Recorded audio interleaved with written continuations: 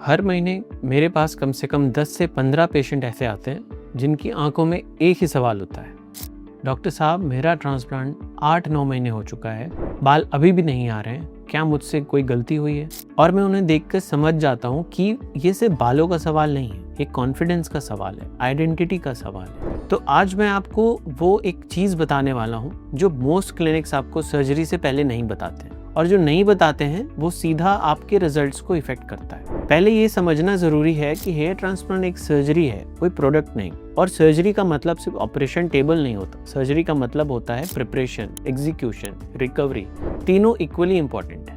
लेकिन जो होता है टिपिकली वो ये कि पेशेंट सिर्फ ऑपरेशन के दिन के बारे में सोचता है, उसके पहले की तैयारी के बारे में या उसके बाद के कुछ महीनों के बारे में ये दोनों इग्नोर कर जाता है। मैं डॉक्टर प्रकाश कोटे, MD एम्स न्यू दिल्ली से ट्रेंड हूँ। पिछले 10 सालों से मैं दिल्ली में हेयर ट्रांसप्लांट और स्किन सर्जरीज कर रहा हूँ, और इतने सालों में मैंने एक चीज़ क्लियरली ऑब्जर्व की है, जब ट्रांसप्लांट फेल होता है तो 90% केसेस में वजह सर्जरी नहीं होती, वजह होती है वो जो सर्जरी से पहले और बाद में होता है। तो ट्रांसप्लांट में क्या होता है ये सिंपल लैंग्वेज में सबसे पहले समझते हैं। हमारा डोनर एरिया, जो कि जनरली जो बैक साइड होता है हेड का और साइड्स होते हैं, वहाँ से हेल्दी हेयर फॉलिकल्स लिए जाते हैं। क्योंकि ये फॉलिकल जेनेटिकली DHT रेजिस्टेंट होते हैं, मतलब ये फॉलिकल्स एज के साथ नेचुरली नहीं गिरते हैं। इन्हें केयरफुली एक्सट्रैक्ट करके बॉल्ड या थिनिंग एरिया में इम्प्लांट किया जाता है, एक एक फॉलिकल मैनुअली, सही एंगल, सही डेप्थ और सही डेंसिटी के साथ। इसे आप ऐसे समझिए जैसे कि एक पुराने गार्डन से हेल्दी प्लांट्स लेकर नए गार्डन में लगाना है। अब वो प्लांट सिर्फ तब सर्वाइव करेंगे जब नए गार्डन की मिट्टी ठीक हो, पानी सही मिले, धूप सही मिले। वही ग्राफ्ट्स है और वही मिट्टी। आपका स्कैल्प एनवायरनमेंट, आपकी बॉडी का न्यूट्रिशनल स्टेट, आपका पोस्ट ऑप केयर, ये सब मिलकर डिसाइड करते हैं कि रिजल्ट कैसा होगा।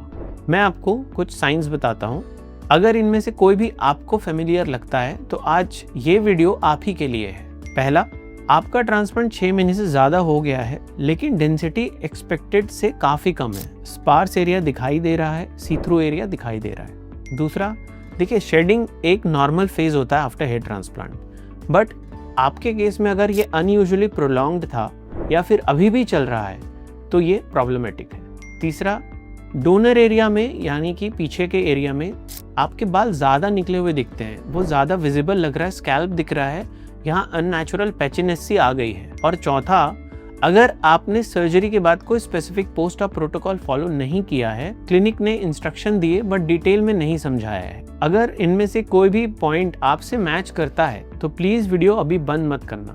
अब मैं आपको वो बात बताता हूँ जो सीधा रिजल्ट को इफेक्ट करता है और जो बहुत कम क्लिनिक्स पेशेंट के साथ शेयर करते हैं। सबसे पहले, ट्रांसप्लांटेड ग्राफ्ट पहले 10 दिन में एक्सट्रीमली वल्नरेबल होते हैं। ये वो पीरियड होता है जब ग्राफ्ट सेटल नहीं हुए हैं, ब्लड सप्लाई स्टैब्लिश नहीं हुई है। अगर इस विंडो में स्कैल्प पे डायरेक्ट प्रेशर या केमिकल डैमेज या कुछ आपने गलत खान पान किया तो ग्राफ्ट सर्वाइव रेट सीधा इफेक्ट हो सकता है।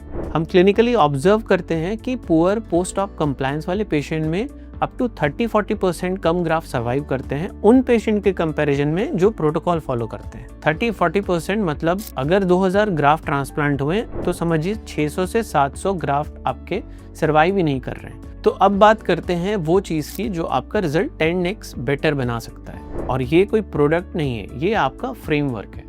पहला स्टेप, प्री सर्जरी प्रिपरेशन। तो सर्जरी से कुछ दिन पहले आपको अपने ब्लड टेस्ट करवाने हैं। यूजुअली हम पेशेंट को 15 दिन पहले बोलते हैं सारे टेस्ट करवाने के लिए, जैसे कि haemoglobin, iron, zinc, vitamin D, vitamin B12, ये सारी चीज़ें चेक कर लीजिए। अगर इनमें कोई डेफिशिएंसी है, जो कि बहुत कॉमन है इंडिया में, तो पहले इसे करेक्ट कीजिए। डेफिशिएंट बॉडी में ग्राफ्ट पुअरली सर्वाइव करते हैं। दूसरा स्टेप है पोस्ट ऑफ पहले 10 दिन। तो पोस्ट ऑफ पहला 10 दिन बहुत इंपॉर्टेंट होता है। इसके 5 रूल याद रखो।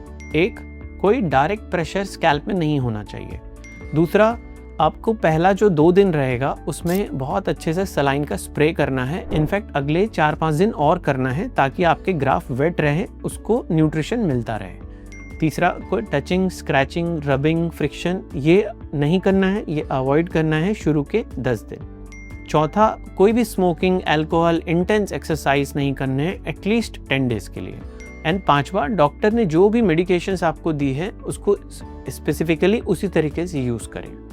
तीसरा स्टेप, मंथ 1 to 3 में एक चीज आप क्लियरली समझ लो, ग्राफ्ट शेडिंग फेज में जाएंगे।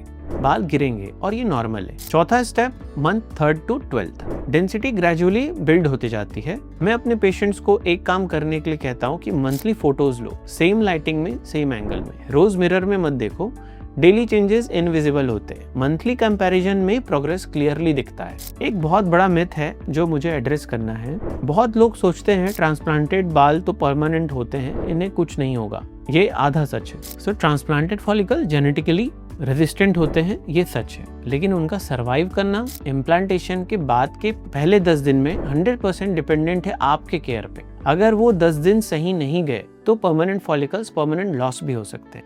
दूसरा मिथ, जितना बड़ा क्लिनिक उतना बेटर रिजल्ट डिपेंड करता है सर्जन के स्किल पे, प्लानिंग पे, ग्राफ्ट हैंडलिंग पे और आपके पोस्ट ऑफ डिसिप्लिन पे, क्लिनिक की साइज से नहीं।